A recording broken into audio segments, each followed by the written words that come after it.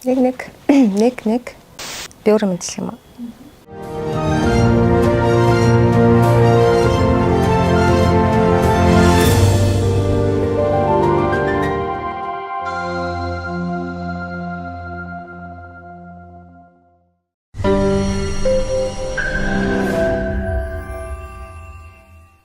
Сайн байцгаана уу? Намайг Цэцэн Бэлэг гэдэг амьдрах стратеги хөтөлбөрийн санаачлаг, стратеги судлаач, сэтгэл судлаач.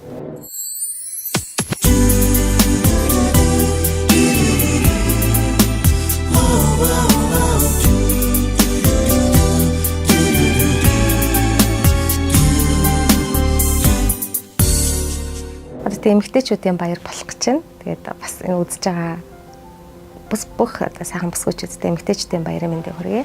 Яг эмэгтэйчүүдийн оролт нийгэмдэх оролцоо гэж ирэхээр хүмүүс маш их одоо улс төр талаас нь ч юм уу их өргөн үрээтэй харддаг л та. Тэгээд эмэгтэйчүүдийн баярыг яг тэмдэглэх ёсны шалтгааныг зөвхөн сонирхоод бас уншиж байхад 1909 оноос ихтэй юм байлээ. Тэгээд энд болохоор тухайн үед эмэгтэйчүүд одоо хөдөлмөрийн оролцоо тэр боломжийг нэмэгдүүлэх, ажлын цагийг багасгах, за цалин одоо нэмэгдүүлэх гэдэг ийм одоо хөдөлгөөнөөс үүдэлтэй. Гэхдээ эмэгтэйчүүдийн одоо эрхийг хамгаалах өдөр гэдэгт яадаг вэ гэхээр бид нар бөөндөө цуглаад за үнэхээр одоо гендер эрхтгч байдал хангагдаж байна уу? Бидний нөхөн үржихийн асуудал одоо ингээд яг хэвэн явагдаж чадж байна уу тий? За дээрэс нь эмэгтэйчүүдийн эсрэг ямар нэгэн хүчирхийлэл, доромжлол одоо байсаар байна уу нийгэмд маань гэдэг энэ зүйлийн талаар ярилцаж хэрвээ үнэхээр байсаар л байгаа бол юунаас болж байгаа бид нар энд хэрхэн яаж оролцох вэ гэдэг энэ чиг рүүгээ илүүтэй явдаг юм билээ. Бид нар карьер гэхээр зөвхөн ажил дээр ч юм албан тушаал дээр яригддаг асуудал гэж ойлгооддаг. Карьер бол амьдралын туршид таны одоо хөгжиж байгаа, буурж байгаа тэр бүх замлыг багтаасаа ойлголт шүү дээ. Тэгэхээр эмэгтэй хүн ялангуяа яг эрэгтэй хүнтэй харьцуулахад онцлог юу ах вэ гэхээр бид нар хүүхэд гаргадаг, хүүхдээ өсгөдөг, хүмүүжүүлэх маш том үүргийг гүйцэтгэдэг. Энэ хугацаанд нөгөө цаг хугацаагаас өссөн өсөөгөө бид нар тэр нэг байгалийнхаа жамыг дагаад алдчихдаг шүү дээ. Тэгэхээр энэ дээр би нэг хүүхэд гаргуул тэнд одоо хэдийн хугацаагаар ажилласаа магадгүй төлөвлөж исэн зүйлээсээ хөндөрөх вэ гэдгээ бид нар л мэдж байгаа шүү дээ. За хамгийн багадаа 2 жил, за зарим эмэгтэйчүүд бол бүр 5 жил хүртэл хугацаагаар ингээд нийгмээс ажил албанаасаа одоо хөгжих төр зүйлээс ингээ хөндөрж идэг. Тэгэхээр энд юу гэж хэлэх гээд юм гэхээр нэгэнтэл энэ процесс явагддаг юм чинь бид нар энийг танин мэдээд ойлгоод миний амьдралын зорилго юу вэ? Тэрэндээ хүрэхэд маань энэ алдагдж байгаа одоо цаг хугацааг би дараа нь хэдийн хугацаанд нөхөх боломжтой байлээ. Эсвэл нөхөх боломжгүй байвал магадгүй би 3 хүүхэдтэй байвал 4-тгөө гаргахад зүг билүү ч гэдэг юм ингээд энэ тал дээр хүртэл бид маш их бодож төлөвлөж амьдралаа одоо бид нар чи стратеги ярьж байгаа шүү дээ ингээд тэр стратегиас бид нар харах нь их зөв юм шиг санагддаг. Хүн ямар үед ингээд юм сэтгэл зүйн тулгамдсан асуудал ч юм уу эсвэл сэтгцэн эрүүл мэндийн асуудал үүсээд байна гэх нь танин мэдхээс бол ямар тохиолдолд би хэрхэн яаж хариу үйлдэл үзүүлэх вэ? Өөрийнхөө сэтгэл зүйн эрүүл мэндийг хэрхэн яаж хамгаалах вэ гэдэг тал дээр ойлголцол байгаа учраас тэрэнд аюул хурдан өртөөд автаад идэг. Тэгэхээр ганц нөгөө эмэгтэйчүүд сэтгэл готролд илүү өртөөд байна гэж ярих нь ч гэсэн өөрөө бас учир дутагдaltaй яад бол эрэгтэй хүмүүс ч маш их өртөж байгаа. Эмэгтэйчүүдэд эрчүүд хүчирхийлүүлдэг байна гэдэг бол эсэргээр эмэгтэйчүүд ч эрчүүдгээ хүчирхийлж л байгаа. Тэгэхээр аль нь одоо хөөсөөс үл хамааран хүн гэдэг утгаараа нэгэндээ хүндэтгэлтэй байх. Тэгэд хүчирхийлэлт одоо өртснөөр нөгөө хүнд ямар одоо сүрэг үр дагавар гарч болох уу гэдэг юм. Энэ талын танин мэдхийг хэлэхгүйгээр бид нар ер нь бол өөрийнх нь танин мэдхийг тэлж сурж боловсруулж хөгжихгүйгээр аль цаашаа сайхан нийгмигч бид нар төсөөлөх боломжгүй, сайхан амьдралыг төсөөлөх боломжгүй. Зүгээр яриа шүүмжлээд идэг. Тэр юм бол одоо ер нь бол хүн төрөлхтний одоо энэ хөгжлийн хувьд бол үеийн өнгөрөөж штэ. Хинч ярьж чаддаг, шүмжилж чаддаг болчлоо. Тэгээ өмнө нь бол тэгдэг хүмүүсийг бид вау нээлттэй үзэл бодлоо илэрхийлдэг гэж боддог гэсэн бол одоо хүн бүхэнд их хэрэгтэй болсон, чаддаг болсон. Зүгээр тэрний цаана магадгүй энэ Монгол маань таалагдахгүй байгаа бол нийгэм маань таалагдахгүй байгаа бол би юу чадах вэ? Би юу хийсэн бэлээ гэдгээ бодох нэг чухал. Тэгээ энэ дээр бас нэг зүйл нэмжлэхэд бид нар ингэж ярьдаг шүү дээ. Одоо яг амьдарч байгаа нийгэм таалагдахгүй байна гэл те. Гэтэл яг энэ нийгэмд чинь миний ээж амьдарч ирсэн, эмээ амьдарч ирсэн, ээж нь те, эмээгийн ээж нь эмээ гэд. Өөрөөр хэлбэл би яг намайг хайрлаж өсгсөн одоо намайг бий болгож бүтээсэн тэр хүмүүсийнхээ бий болгосон нийгмийн үргэлжилтээр л би амьдарч байгаа шүү дээ. Тэгэхээр өнөөдөр энэ нийгэм таалагдахгүй надад байгаа бол буруутгах байгаа бол би өөрийнхөө тэр одоо хайртай хүмүүсийг ч гэсэн буруутгах байгаас ялгаагүй байхгүй. Тэр хүмүүс зөв талаарч бай, буруу талаарч бай, тодорхой хэмжээнд хувь нэмэр оруулаад тэгээ тэрийнх нь өрийг одоо бид нар хүртээ явж байгаа шүү дээ. Тэгэхээр одоо өмнөх үеэ буруутгаж ч юм уу ингэхгүйгээр өнөөдрөөс эхлээд сайхан тэр нийгмийг бүтээлцэхэд би өөрийгөө яаж бэлтгэв? Тэ? Би яаж хувь нэмэр одоо оруулж зөв нийгэм бүтээлцэхэд одоо яаж хичээл зүтгэх үү, гаргах вэ гэдгийг айгуусаа бодох нь чухал юм шиг надад зүр санагдаж байгаа. Ингээд маш хэцүү асуудалтай. Одоо энэтэй санал нийлэхгүй хүмүүс ч зөндөө байгаа л байна.